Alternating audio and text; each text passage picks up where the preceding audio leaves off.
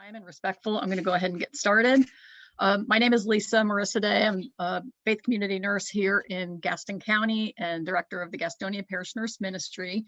And each year I do a focus to my ministry. So I do a lot of health education awareness, but the focus this year is self-care. And last year it was mental health. So I did a lot of Zoom meetings, and with the pandemic, just saw an elevation of the need for mental health initiatives and trying to reduce the stigma.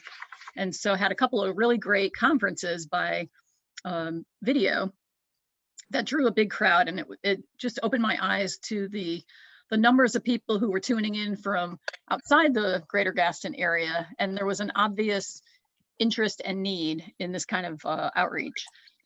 And so throughout that time, I became connected with Diane Crisanda through a community collaborative that we are both affiliated with. And, you know, we just started a conversation on how we might partner a little bit, my ministry with Nami. And here we are today, a great opportunity for Dr. Kreitz to share his expertise with us. I am going to let Diane introduce herself a little bit greater and, you know, just kind of get into the presentation. So I'm going to let her navigate the introduction of Dr. Kreitz, since she's worked with him much longer than I've done. So she'll do a better job at that. But again, I appreciate your willingness to share an hour of your time with us today. There's lots of other opportunities to connect with me.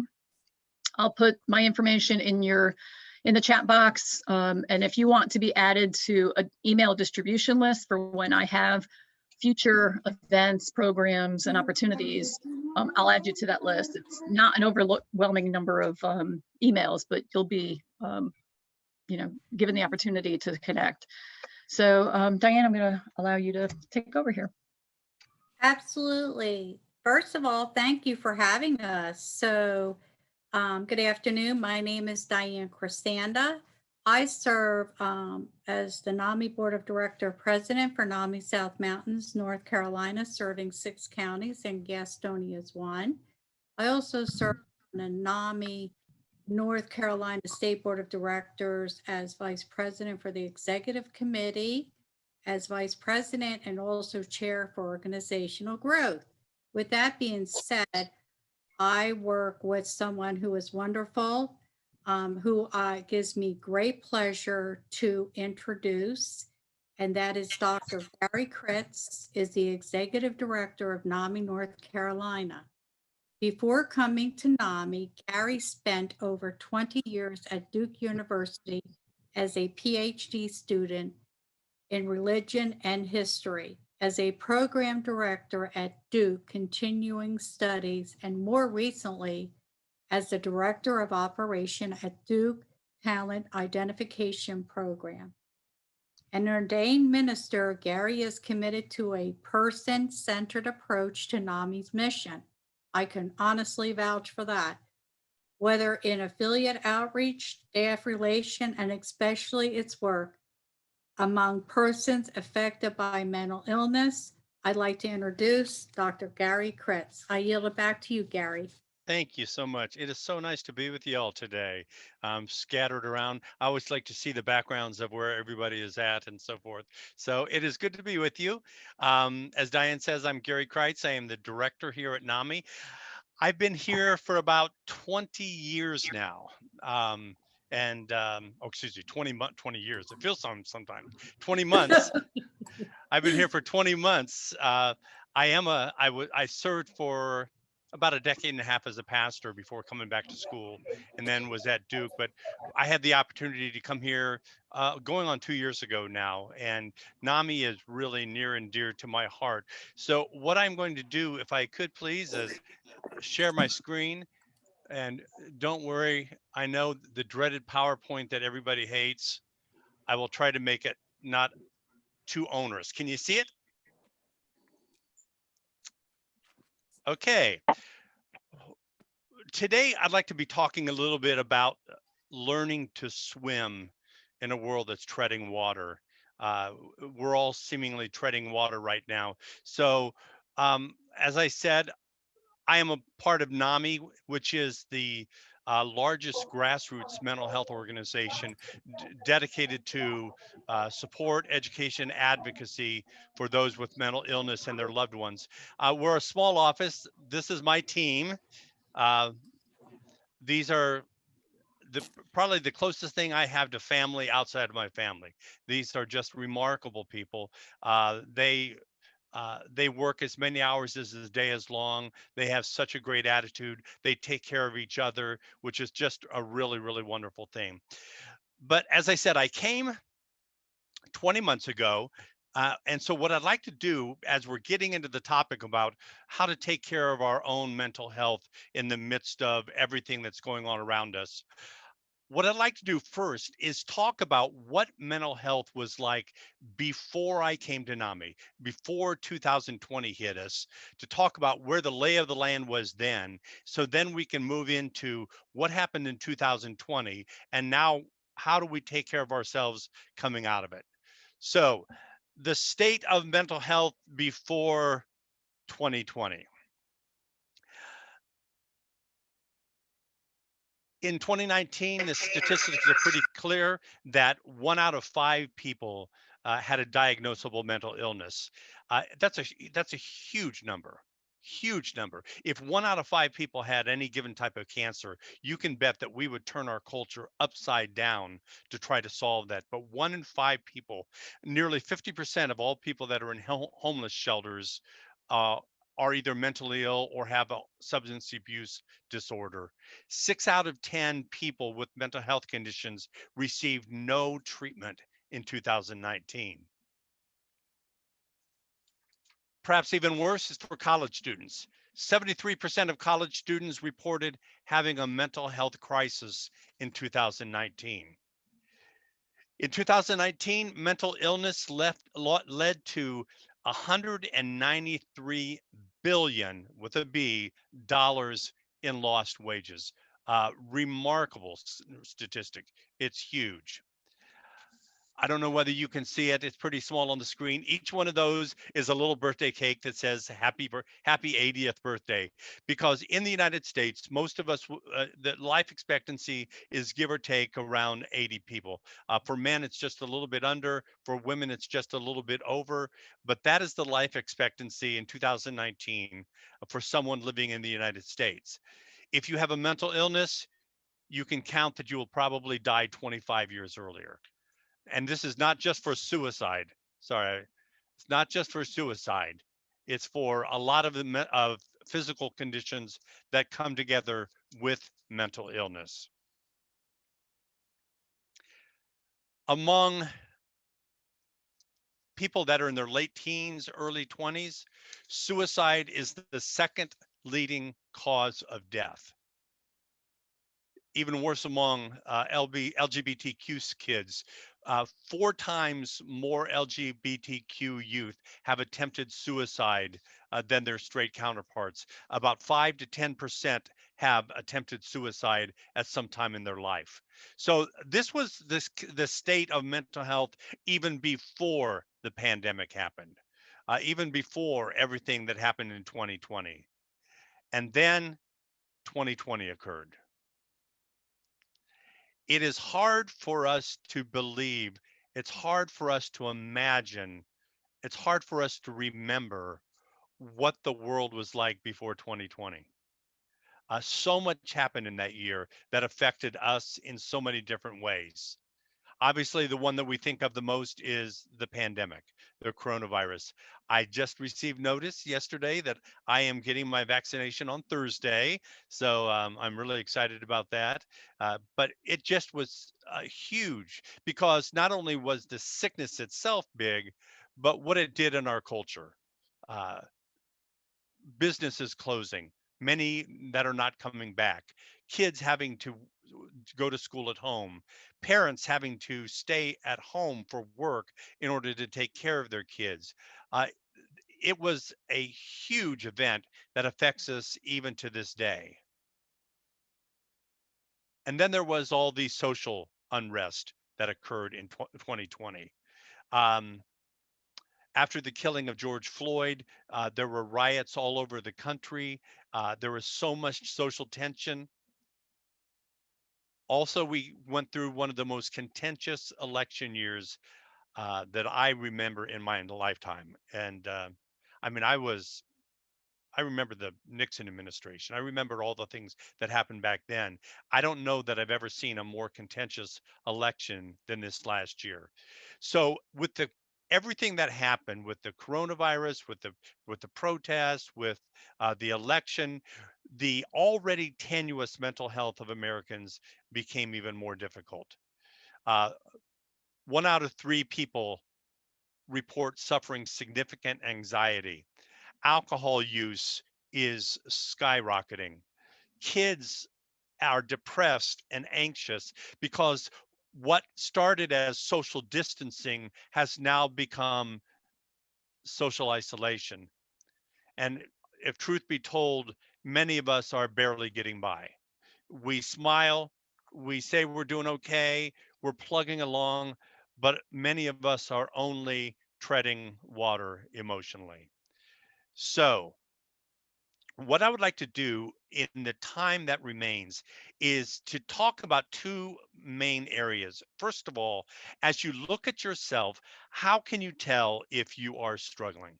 I mean, how do you monitor your stress? How do you see how well you're coping? And then if you are having a hard time coping, what are the things that you need to do? What are some things you can do to improve your mental health? And so we're going to be working on that over the next time. What I would suggest for all of us to start doing on a regular level is monitoring our stress level. Monitoring our stress level. Um, it's a pressure gauge. I didn't know whether I should use it or not. Like I said a little while ago, I used to teach undergraduates, and it's amazing the things that I just obviously think that everybody knows what they are. Undergraduates a lot of times don't. I remember one time, usually when I would teach as undergraduates at Duke, to get the conversation going at the beginning of the session, I would say something like, okay, let's prime the pump. And I would ask them a question. Okay, let's get the pump primed. I'd ask them a question each day. Finally, about halfway through the semester, I looked at them and I said, do any of you know what I'm talking about when I say let's prime the pump? And not a single person raised their hand. So, but I'm assuming that anybody probably that's been around a house or a business knows that this is a pressure gauge. How do we monitor our stress level? The first thing to check on is, how are you handling the normal stressors of day-to-day life? Are they leading to more frustration than they deserve? I mean, do you have I've seen in myself lately where it's like something will happen and it will just really upset me. And I'm thinking, on a scale of 1 to 10, that should be about a 3. Why does it feel like an 8? You know, the things that we used to be able to handle easily, we have a hard time handling now. Um, that's the first thing to keep an eye out for. How is your stress level? How are you coping? Are things bigger than they need to be? Do you find yourself losing your temper easily or just wanting to walk out and slam the door behind you when that's normally not your way of functioning? Secondly, what are your sleep patterns? What are your sleep patterns? Are they changing? Do you find yourself needing more sleep than what you typically would? Or do you find yourself not able to sleep at nighttime? Uh, you know, I I don't know how to say this in a way that's not embarrassing, but every once in a while, usually sometime during the night, I find myself getting up one time out of bed, and I'll leave it at that. But in the 2 minutes that I'm out of bed and come back to the bed, that 2 minutes is all that it takes for my mind to click on. And I'll start worrying about my daughter who has a mental health condition. I'll start worrying about, what about this thing that we're doing at work tomorrow? What happens if we don't have the right resources? And literally in 2 minutes, I can ruin myself for the next 2 hours of sleep. So what are your sleep patterns like? Have you seen them changing? What are your food and drinking patterns like now? Um, do you find yourself eating a lot more than you did before. You remember when we went off to college and they always used to talk about the freshman 20, that, as a freshman, you're going to put on that 20 pounds.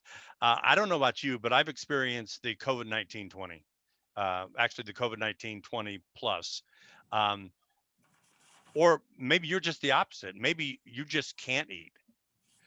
As I said earlier, alcoholism and substance abuse is booming right now.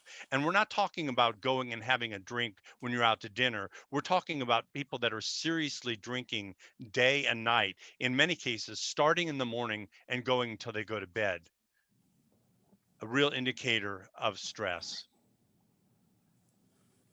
Do you find yourselves not enjoying the things that you used to enjoy? I mean, maybe there's a hobby that you just love to do, and it's just, I mean, it's your go-to thing whenever you're bored, whenever you're frustrated.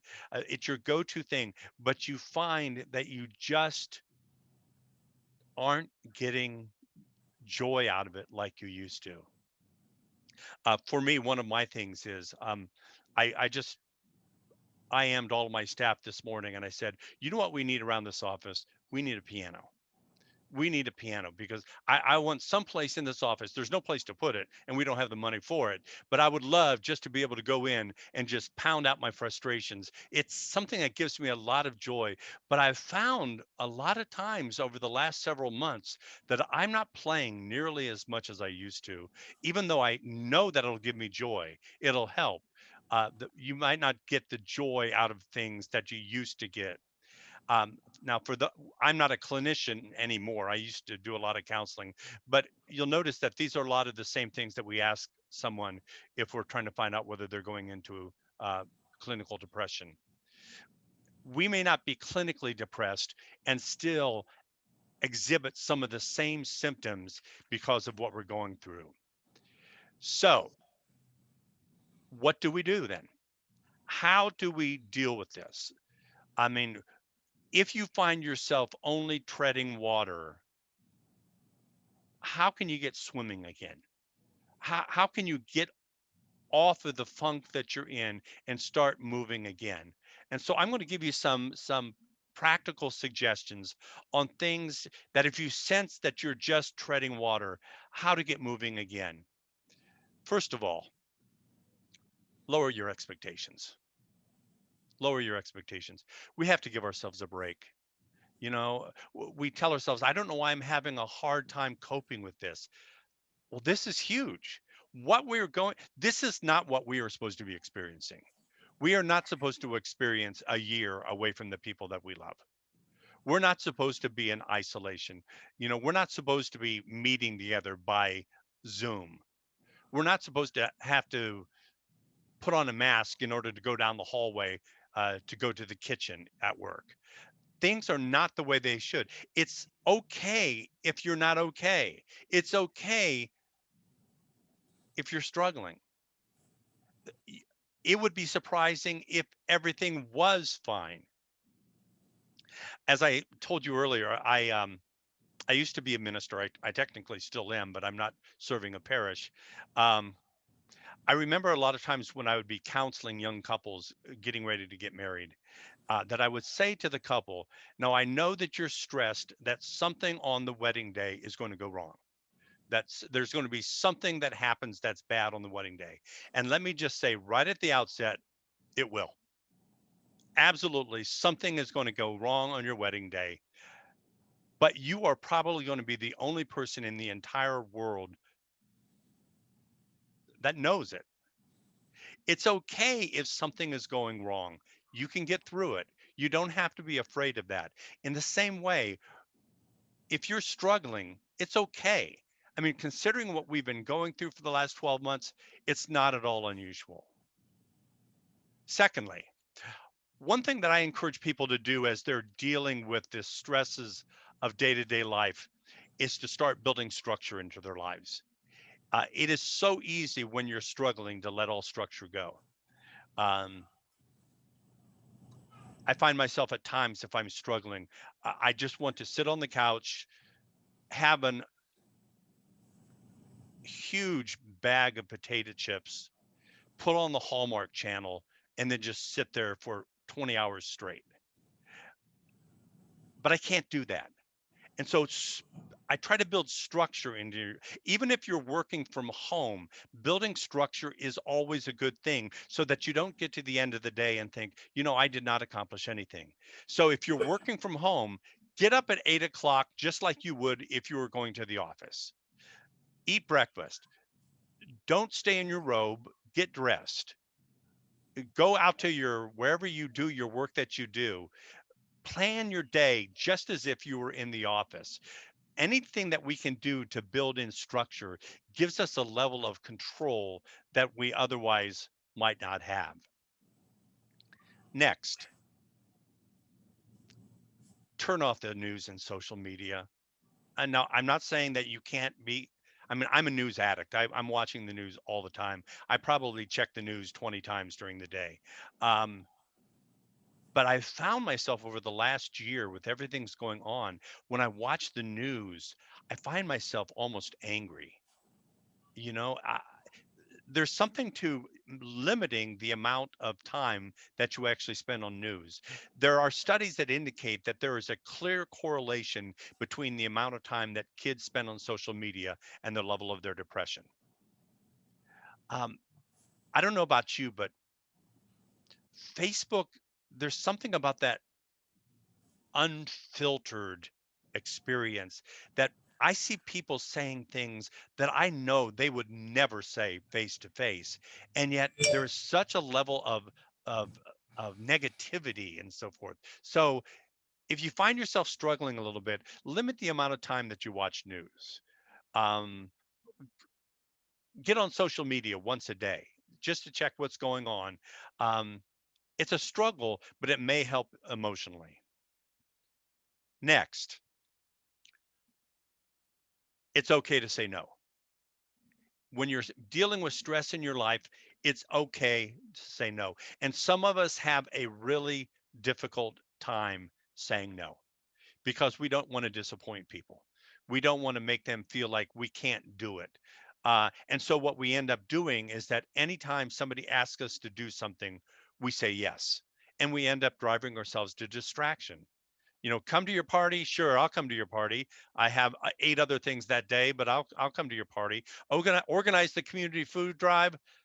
It's such an important thing. I'll find time to do it, even if I have to stay up at night. Drive the youth group to an activity at church. Sure, why not? Now, all of these things are valuable. All of these things are good, but sometimes you may need to say no. Um, I am a firm believer. I'm a firm believer, even with my staff. My staff know that if they contact me and they say, Gary, I need a mental health day. I just am really struggling today. I need a mental health day. They know that they have it, no questions asked. It's okay for them to turn off for a while, and they don't abuse it. Similarly, take some time for you. Years ago, my counselor that I go to made me promise that I would carve out 2 hours for myself every week.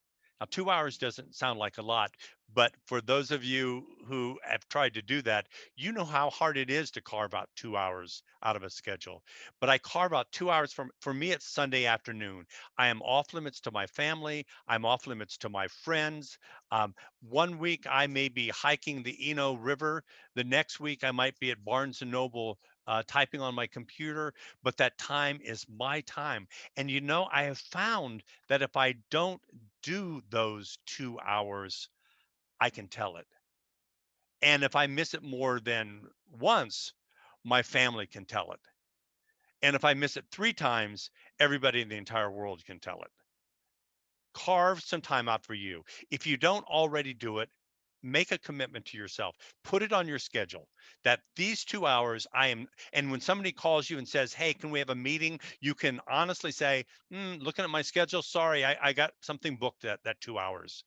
It's okay. You're worth it. If you're with your family and you just feel your anxiety rising and you need to get away for 15 minutes, do it. You're worth it. Similarly, build in some fun. Build in some fun. Uh, it's hard to have fun when everything is shut down, but things are starting to open up again. You can go to the Museum of Art. You can go to the park. You can go hiking. Now, some of your favorite clubs might not be open yet, but do something to build in some fun. If you have not crafted for a while and you love crafting, block off some time to craft something that is just so you that you're not doing for anybody else, just for your own fun. And then finally, and then I'll open it up for any discussion. Finally, know when you need help. Know when you need help. Um, it's hard to ask for help, isn't it? It's hard for asking for help. Um, I don't know about you, but I was raised in a family where you didn't talk about your problems to anybody outside the family. And if you had an uncle that was, we would call him an unusual uncle. We kept him hidden away. We didn't talk about mental health conditions. It was embarrassing. And honestly, for those of us that are Christians, or probably other religions as well, but I know within the Christian church, sometimes my religious tradition has actually made it worse, because we can sometimes give across the feeling that if you're having an emotional or a mental health challenge, it's a spiritual issue. And if you spent more time with the Lord, you wouldn't have that issue. We would never say that if somebody broke their leg. We would never say, you know, I know your leg is broken, but if you spend more time with the Lord this morning, I know that you're going to be all better by tonight. We would never say that. But we say that within religion all the time. And what it does is it builds up stigma so that we are actually afraid to reach out. Perhaps the most important thing that you can do as you're monitoring yourself is to honestly come to the point of saying, you know what, I've dealt with this, I've struggled with this, I've done okay, but right now I'm not doing okay anymore. And there are ways for you to get the help that you need. It, if you have insurance, if you don't have insurance, you can get the help that you need. Now, one of the resources that I would always encourage you to remember is we at Nami have a helpline at 1-800-451-9682. Now, this is not a crisis line. This is not a suicide prevention line, though we periodically do get calls like that. This is for to help you find the resources that you need around the state to deal with any mental health issues. If you're actually in crisis, you can text NAMI to 741-741. And of course, there is always the National Suicide Hotline if you find yourself really struggling and you can't pull out of it. By 2022, it'll be even simpler. It'll be a 3-digit number, 988, that you can call just like 911 if you're in a mental health crisis. So these are just some ideas about how to take care of yourself and how to stop treading water and start swimming again.